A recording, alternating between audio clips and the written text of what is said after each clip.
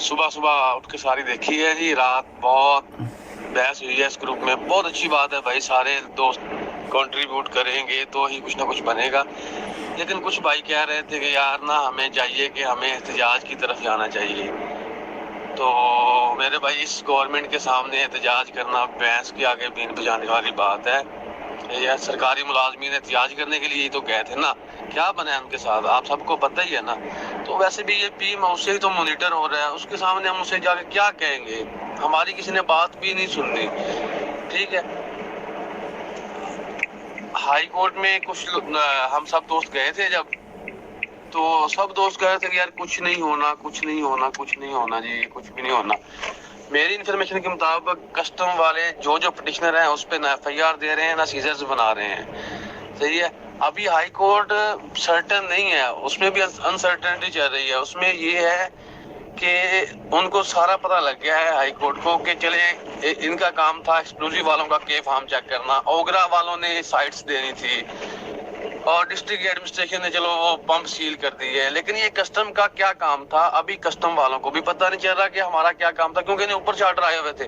और ये सारी जो FIRs दी है ना हम सब पे, ये उन्हें परफॉर्मा बना के भेजा गया था कि इस परफॉर्मा की बेस पे आप FIRs दे दो, तो उन्होंने दे दी। सही, अभी उसके बाद ये चाह रहे हैं कि अब हमें कोई ना कोई ऐसी डायरेक्शन मिल जाए। अभी कस्टम वाले भी अनसर्टन है कि हमें कोई ऐसी डायरेक्शन मिल जाए जिस डायरेक्शन पे हम आगे जाके हम खुद को तो लीगल कर सके हाई कोर्ट की तरफ से डायरेक्शन मिलने के बाद।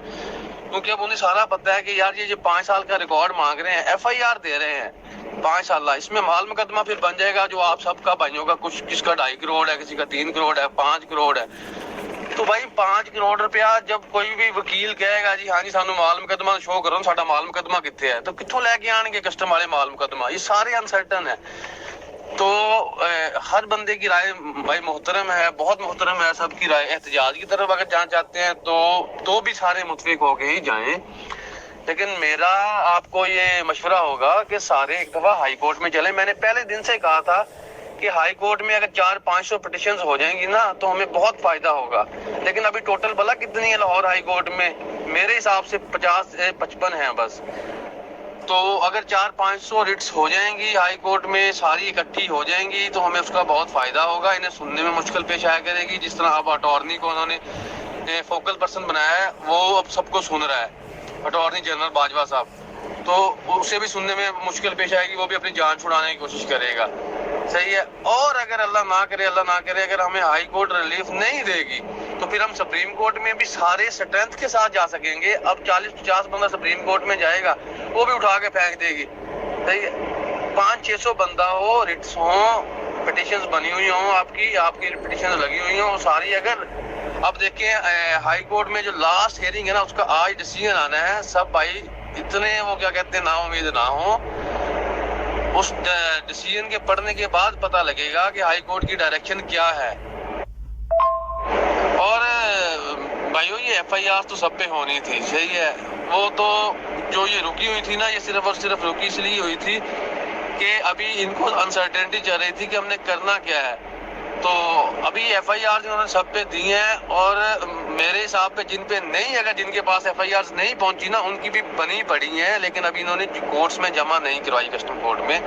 क्योंकि अभी इन्हें रोक दिया गया है कि एक दफा हाई कोर्ट वाला डिसीजन देख ले, उसमें क्या लिखा हुआ है, हमें क्या डायरेक्शन है। तो ये सारे, मैं कस्टम हाउस में खुद लाहौर में गया हूँ, मैं इनके कलेक्टर से भी मिला हूँ, तो वो सारे सिर्फ और सिर्फ अगर उन पे कोई प्रेशर है तो वो हाई कोर्ट वाला है, वरना वो वाकई जिस तरह आप सब दोस्त बता रहे हो कि वो तलवारें लिए बैठे हैं अपना सर कलम करने के लिए।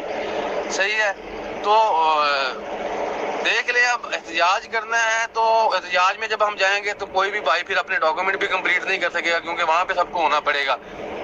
तो आप पिछला अपना मैं चाहता हूँ कि हम एक तो अपने सारे डॉक्यूमेंट्स कंप्लीट कर दें, क्योंकि ये तो करने ही पड़ने हैं। इस दफा नहीं होगा, अगर हमें टाइम भी मिल जाएगा उसके बाद भी डॉक्यूमेंट इन्होंने आके देखने सामने। और सारे पंपों पे जाने हैं। अगर कुछ भाइयों के अभी के फार्म के विदाउट के फार्म चल रहे हैं पंप, उनके पंपों पे भी इन्होंने जाना है, हर सूरत जाना है।